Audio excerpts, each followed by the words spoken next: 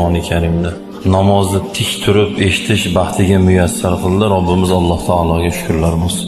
Boshrog'idagi rak'atlarda qo'rakan o'qib o'tdilar. A'udhu billahi minash shaytonir rojim.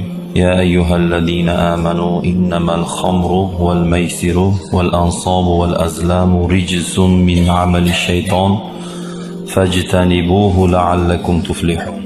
Xudo bizga aytadiki, Robbimiz Alloh: ey iymon keltirgan bandalarim, xamir, qumor va o'sha folbinlarda ishlatadigan asboblarini, o'sha cho'plarini aytadi. Shu narsalar shayton ishlaridan bo'lgan bir iflos ishdir.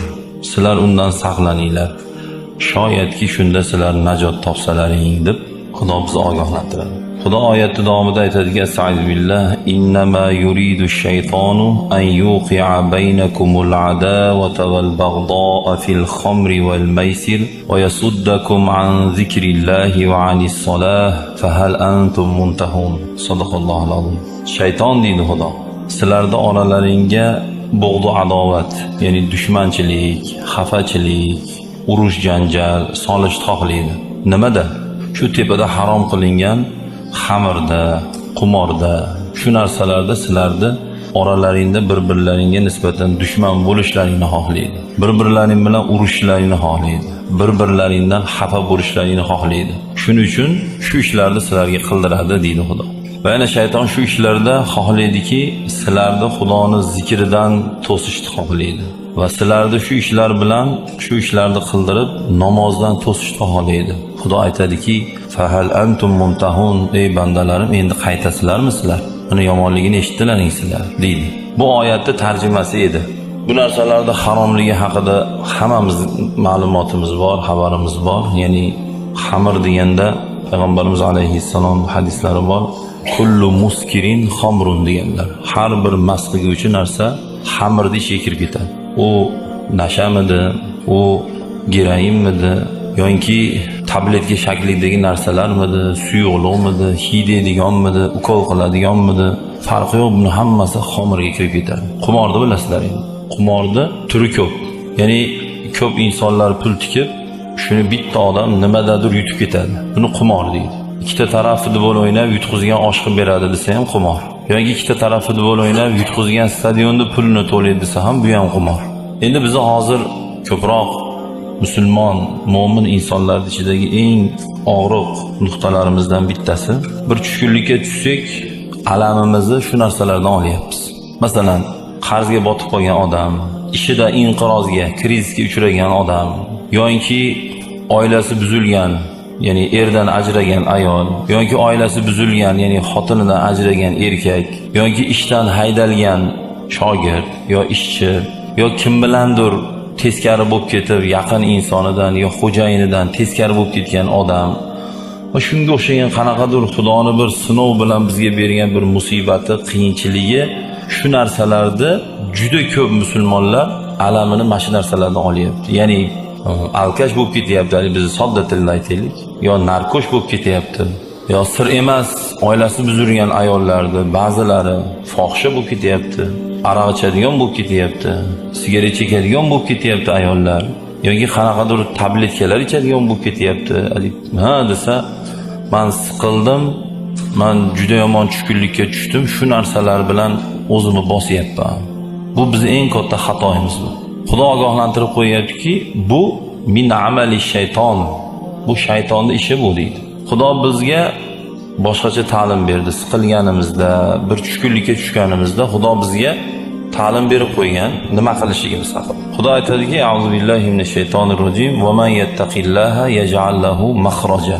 Kim agar bir tushkunlikka tushib, o'sha tushkunlikdan chiqib ketadigan yo'lni oqtarib topolmayotgan bo'lsa, menga taqvo qilsin deydi. Menga taqvo qilsin deydi, men uni o'sha mushkul ishidan chiqib ketadigan yo'lni ko'rsatib qo'yaman deydi. Endi uni Xudo biladi.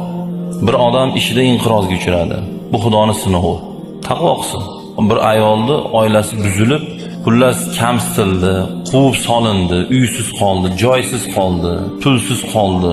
Kerak bo'lsa o'zini uydagilar qabul qilmadi. Bolasi bilan qoldi, puli yo'q, tirikchiligi yo'q. Alamini diskotekadan bas, tungi klubdan bas, aroqdan bas, zino, fohishalikdan bas. Undan olmasin. Undan chiqib ketish yo'li bitta narsa. Parhez qilsin, taqvo qilsin, o'zini ehtiyot qilsin, harom narsalardan o'zini tiysin. Biz muammoyimizni Xudoga aytamiz. Payg'ambarimiz alayhissalom ham siqilganlar, diqqat bo'lganlar. Faqat siz bilan meni singari dunyo ishiga emas. Ishim yurmayapti deb siqilmaganlar. Biznesim yurmayapti deb siqilmaganlar. Qo'yim ko'paymayapti deb siqilmaganlar. Odamlarda ochiqdan ochiq mo'jizani ko'rib turib, dinda islomni qabul qilmaganidan siqilganlar. Rasululloh siqilganlarida tahorat qilardilar, namoz o'qirdilar, Qur'on tilovat qilardilar, Xudoga yig'lardilar. Bugun biz qaysidir qanaqadir inson biz, inson siqiladi, siqilmaydigan kalla u. Lekin hammamiz har xil siqilyapmiz. Kimdir bomdodni qazo qilib qo'yib siqilyapti, kimdir mol bozorga uxlab qolgandan siqilyapti. To'y esidan chiqib qolgani uchun siqilyapti. Kimdir bolasini betarbiyaligi uchun siqilyapti. Kimdir bolasi betavfiq bo'lib qolgani uchun siqilyapti. Siqilishlar har xil. Lekin nima bo'lsa ham siqilganimizda azizlar biz bu muammoyimizni Robbimizga aytishimiz kerak. Chunki Xudo keng qilib bayon qilib qo'yaptiki, shayton sizlarga shu ishlarda adovat, dushmanchilik, xafachilik, urush, janjalni xohlaydi. Bu tur zararlarni aytib turib, sizlarni namozdan to'sishni xohlaydi. Sizlarga shu ishlarni qildirib turib, meni zikr qildirmaydi. Mana zararlarni eshitdilaring bandalarim, ha eshitdik. Fa hal antum muntahun. Endi qaytasizlarmi deyapti. Qayt endi deyapti. Xudo aytayotgan Estağfirullah va ati'ulloha va ati'ur rasul fahdaru fa in tawallaytum fa'lamu annama ala rasulina al-balagul mubin. Sadaqallohul azim. Ey bandalarim, Allohga va uning rasuliga itoat qilinglar. Agar sizlar Alloh aytganiga, payg'ambar aytganiga unamasdan yuz o'girdilar. Mana eshitdik. Ertaga yana zino qilsak, aroq ichsak, o'g'irlik qilsak, nima bo'lamiz? Xudo aytgandek, fa in tavallaytum, agar yuz o'giradigan bo'lsalaring bilib qo'yinglar deb. Fa'lamu, bilinglar ey bandalarim, annama ala rasulinal balagul mubin. Payg'ambarni ishi yetkazib berish xolos deydi. Xohlaganingni qil deyapti. Bu degan azizlar siz bilan meni qiladigan yomon ishlarimizdan Xudoga zarra misqol zarar yo'q. Bizga zarur nasha chekmaslik, bizga zarur aroq ichmaslik, bizga zarur zinoni ko'paymaslik. Chunki biz kasal bo'lamiz, biz spit bo'lamiz. Bizni ichimizga otasi notayin bolalar tug'ila boshlaydi. Qimor o'ynamaslik bizga zarar. Qimor o'ynab yutqizib do'kanidan, uyidan, mashinasidan ayrilyapti. Qimorda yutqizib qo'yib o'zini o'zi o'ldiryapti. Qaysir Allohdan qo'rqmaydigan, Xudoning buyrug'idan yuz o'girganlar hozir ham qimor o'ynayapti. Hozir ham shu yomon ishlarni qilyapti, odam o'ldiryapti. Qaysidir ayollarni yo'ldan uryapti. Qaysidir ayollar qaysidir erkaklarni yo'ldan uryapti. Oilasini buzyapti. Mol mulkiga egador bo'volaydi deb turib har qanday ishni qilyapti. Lekin hammasini hali sari hisob qiladigan Xudo Qur'onda aytib qo'ygan hali qiyomat keladi. Hamma qilgan ishiga javob beradi. Siz ham berasiz, men ham beraman, u ham beradi. Shuning uchun azizlar Xudo Qur'onda bizni bir-birimizni yaxshilikka chaqirib, yomonlikdan qaytarishni buyurgan. Shu narsalarga mukkasidan ketganlarda do'stimiz, tanishimiz, qo'shnimiz, o'rtog'imiz ayting. Yo nasha chekyapti, yo nasha sotyapti. Ayting qilmasin shu ishni. Qimor o'ynayapti. Ayting o'ynamasin o'sha qimorvoz qimorini. Xudodan qo'rqsin. Shunda inshaalloh jamiyatimiz zo'r bo'ladi. Kelajagimiz buyuk bo'ladi. O'zbekiston kelajagi buyuk davlat deb katta-katta yozuvlarda o'qiymiz. Bu bekorga yozilgan gap emas bu. Chunki biz shu kelajagimiz buyuk bo'lsin deb harakatni boshladik. Hozir mana hukumatimiz boshlig'i bo'lgan, hammamiz yurtboshimiz bo'lgan yurtboshimizdan boshlab biz oddiy fuqaro, shu O'zbekistonda fuqarolarida hammamizning maqsadimiz shu bo'lishi kerak. O'zbekiston kelajagi buyukmi? Shuni xohladingmi? Bo'ldi, intilaylik endi. Bu intilish siz o'zingizni yo'nalishingizdan, kasbingizdan kelib chiqib, men o'zimni yo'nalish kasbimdan kelib chiqib, kelinglar shu O'zbekistonimizni buyuk bo'lishiga hissamizni qo'shaylik. Shuning uchun biz birinchi o'zimiz tarbiyalik bo'laylik va bolalarimizni zo'r tarbiya qilaylik. Bir tomonlama bo'lib qolmasin, tor fikrli bo'lib qolmasin, keng fikrli bo'lsin, uzoqda o'ylaydigan bo'lsin, fahmlik bo'lsin, farosatlik bo'lsin, xalqi uchun, millati uchun, dini uchun hech nimasini ayamaydigan bo'lsin. Ayamasin hech nimasini, umrini ham, ko'zini nurini ham, joyi kelganda qonini ham ayamasin. Uning uchun biz bolalarimizga dinni, vatanni, ota-onani, millatni nima ekanligini tushuntirishimiz kerak. Bugun biz tushuntirishimiz kerak. Lekin bugun shu tushuncha o'zimizda bo'lmasa, ertaga qayerda bolamizda paydo bo'ladi. Duo qilaylik, Alloh taolo hammalarimizni tavfiq va ibodatda bardavom va doim bo'lishimizni Alloh o'zi nasib qilsin.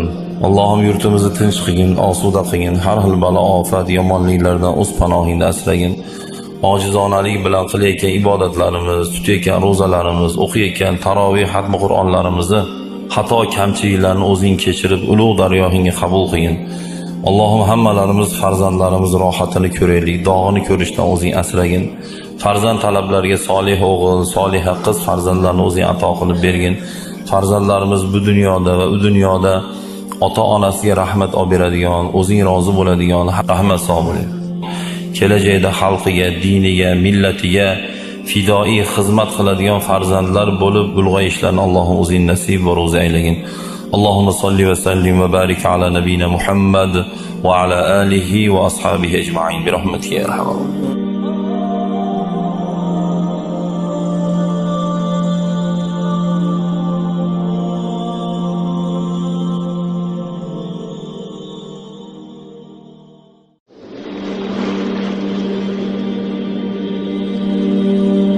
Namozlariga qatnashib, o'zini kalomi bo'lgan Qur'oni Karimda namozni tik turib eshitish baxtiga muyassar qildi. Robbimiz Alloh taologa shukrlar bo'lsin. Boshrog'idagi rak'atlarda qorakan o'qib o'tdilar. A'udhu billahi minash shaytonir rojim. Ya ayyuhallazina amanu innamal khamru wal maysiru wal ansabu wal azlamu rijsun min amali shayton fajtanibuhu la'allakum tuflihun. Xudo bizga aytadiki, Robbimiz Alloh: ey iymon keltirgan bandalarim, xamir, qumor va o'sha folbinlarda ishlatadigan asboblarini, o'sha cho'plarini aytadi. Shu narsalar shayton ishlaridan bo'lgan bir iflos ishdir. Sizlar undan saqlaninglar. Shoyatki shunda sizlar najot topsalaring deb Xudo bizni ogohlantiradi. Xudo oyati davomida aytadigan